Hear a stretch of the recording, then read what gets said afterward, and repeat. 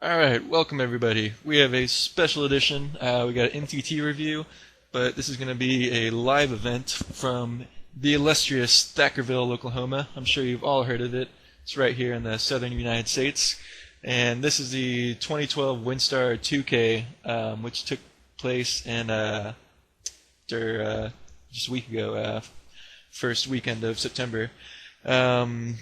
So for some reason it draws this absurdly huge crowd. You can see it's almost 1,400 people in the middle of Oklahoma. It's just ridiculous, and it's comprised of just the most absurd, terrible poker-playing hillbillies that you could possibly imagine. When I was driving up there, I came up with the idea that if I somehow got sat at a table with like half, online grinders or more, I decided that I was gonna just take on this hillbilly persona and try to, really just amuse myself and kind of fuck with them a little bit, see if I can maybe trick them into thinking I'm some sort of hillbilly for a little while. Just introduce myself as Richard Bowman, and friends call me Dick, enemies do too. I'm a contract from Odessa, Texas. So that was my game plan going into this, but unfortunately, of course I got sat at a table just full of, average age, 45 years old, just terrible poker players. So I didn't really bother with that. Anyway, the format is this re-entry format. So there's 3 day ones, A, B, and C. If you bust out day 1A, you can buy back into B, and so on to C. So I'll leave it to surprise to say whether I had to rebuy or not, and how many times I did. They did change the structure a lot. It used to be basically a turbo. It was just terrible, horrendous structure. But they added levels, made it a lot longer. The stupid thing was they didn't change the procedures. The plan is to play down into the money on each of the day ones. So play down to the top 10%, and then that'll be it for the day, and then go on to day 2. Problem is they added a bunch of levels, so day 1A went from noon until 3:30 in the morning, and when like a third of the field's like 70 years old, it's pretty brutal for them. Just endurance match. So that was pretty absurd. But anyway, we'll go ahead and get into it. I get sat down at this table where, again, average age is just well into the 40s, and it's just easy pickings. There's one decent looking player right to my left, naturally, but I mean, even that I'm not worried about, because it was just the softest table ever. It was just absurd. So this is entitled "Getting Max Value with the Nuts." This is in the first 20 minutes of the tourney. So I don't have a ton of history, but all the villains of the table seem to be just these super donks, just loose, passive, just paying off with everything, and just incredibly straightforward and easy to read. So that's what I've got to go off of here. As for the hand, we're at 2550, and this really talkative older guy makes it 175, who appears to be on somewhat of a tighter range from early position, but again, we're 20 minutes in, so can't really say much. We get 2 flatters, and I'm in the small blind. We started with 15K, by the way, so everyone else, I assume, has around there. I get pocket kings in the small blind and popped up to 800. In hindsight, I think I should go a little bigger. With my larger pocket pairs against really straightforward opponents, I tend to make it a little smaller just because I really, really want action. Just not seeing a flop with aces or kings against just complete jewelers is just so costly. So I tend to go on the small side when I have these really large hands in pots against total donks. So this wouldn't be my typical sizing, but I really don't want folds. So I do pop at 800 from the small blind. The original razor folds, the flatter folds, and then the final late position flatter does defend. So we go to the flop, and it's Queen 7-4 Rainbow, which obviously is just a dream for me. And my strategy on this flop against a donk is to bet large, hope that he has a queen or, jacks, 10s, 9s, 8s, which he's certainly not folding any size bet to. And yeah, it seems like the correct betting strategy here is to bet large, because I think his calling range is going to be pretty inelastic. So I do bet close to 75% of pot, and I get flatted, which is great news for me. So now we got 4,800 going in the pot. I do turn a set of kings, which is never a bad thing, but it doesn't bring it over to the queen, which I'm less excited about. So now I know it's going to be a little more difficult to get value from those jacks, 10s, and 9s, and even, like queen jack, queen 10 can possibly find a fold. So at this point, I'm thinking I should probably have smaller sizing, give him something a little more enticing. So you can see I bet a little closer to half pot now. And I can still bet half pot here and still have about a pot-sized river shove if I want it.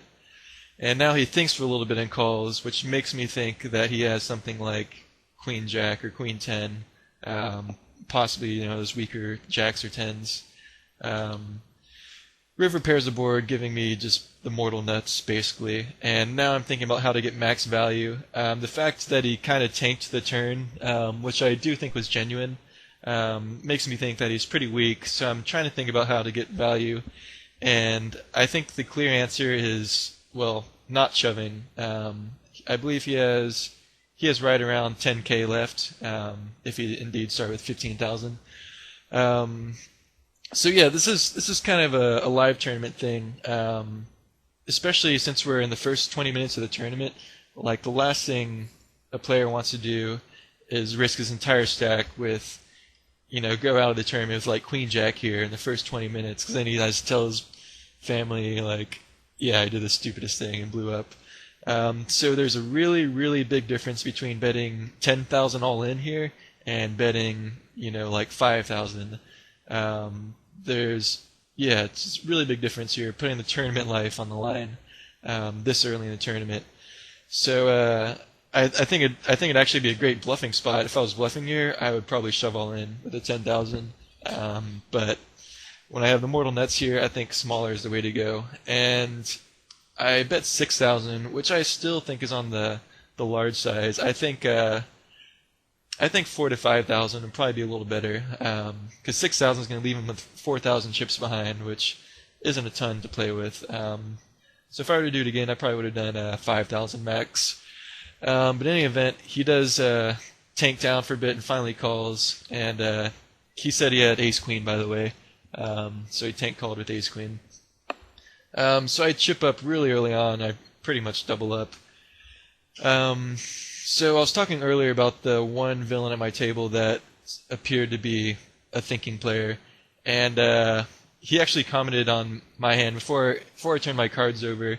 He's like, yep, he has kings, like, what else could he have? He's going to have the mortal nuts, which makes me think that he thinks that I'm going to be like really straightforward, only 3-bet, really solid hands, and only value bet super strong hands. Because, I usually could have had ace king there, aces, king queen, or some sort of bluff, ace jack, stuff like that.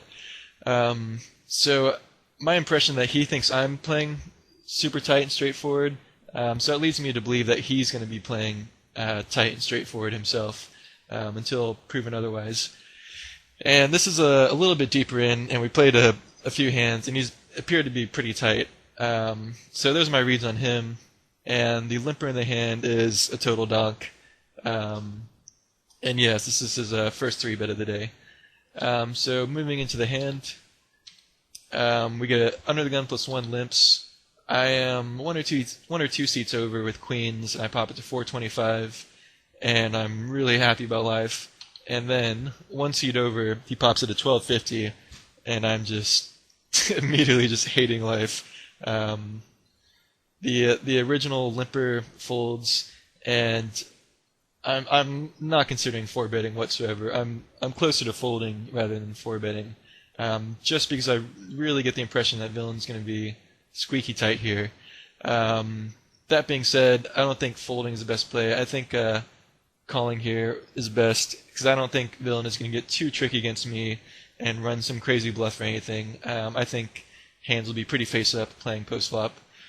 So we do get to the flop, and it's Jack 10-4, which isn't fantastic. I do have an overpair, but if you did 3-bet jacks or 10s, which is a possibility. I'd be pretty surprised if we 3-bet 10s and jacks for that matter, because we're in kind of early to mid position. So if he did happen to have those hands, he's flopped a set on me. If he has ace-king, I'm in the clear. But against his range, unless he bets just huge, I think the plan is to check call. Because I think we'll have ace-king enough of the time, possibly ace-queen, or possibly some sort of bluff. But like I said, I don't think it's very likely that he's 3-bet bluffing in this spot. So he bets 1,700, which is larger than I would have liked him to bet. But getting those odds, I think I'm definitely going to end up getting proper odds to call. And like I said, I really don't think he's going to try to barrel me here. So I do call. And turn brings a third heart, you can see. I do have the queen of hearts, so if he does bet again, I would probably have to call again, just because it's that much more likely. If he does have ace-king with a heart, he's probably going to keep barreling that. So I was probably check folding any non-heart turn, but I think when the heart gets there, if he were to barrel again, I think it would be a kind of close spot, but I think I would probably have to call. So that's my plan, but the way it goes down is check, which makes life a lot easier. And we get to the river, it's the king of clubs, so obviously ace-king gets there, which is pretty bad news. I mean, ace-queen, I don't think he's 3-betting, and obviously I take down combos of that, gets there. And at this point I'm planning to pretty easily just check fold and give up on the hand because I really don't beat much. And then he bets 1,000, which just makes me just feel terrible. I mean, he's giving me 7-1, which is just pretty outrageous. And I think there's enough of a chance of him betting like ace-jack or queen-jack or I don't know, or chopping with queens. I mean, just getting 7-1, it's pretty hard to fold here. It's possible that he's bluffing some very, very blue moon. I mean, I expect it almost never, but I think I'll be good here enough to call getting 7-1. If he was betting 1,500, I think I would pretty happily fold. But I'm really hard pressed to fold at this point, which I think it's a pretty good bet if he's going for value here. So I think the play is to call here just because of the absurd odds I'm getting, but I'm expecting to lose the vast majority of the time, of course. Alright, his hand. So he had jacks, by the way, so kind of bizarre check on the turn, particularly because, you know, if I have a heart draw, it's probably going to be a big heart draw, and I'm probably trying to get it in on the flop. So I don't know if I don't know. It just seems a weird place to get scared, you know. So kind of strange that he didn't bet the turn. But yeah, he showed down a set of jacks and took the pot.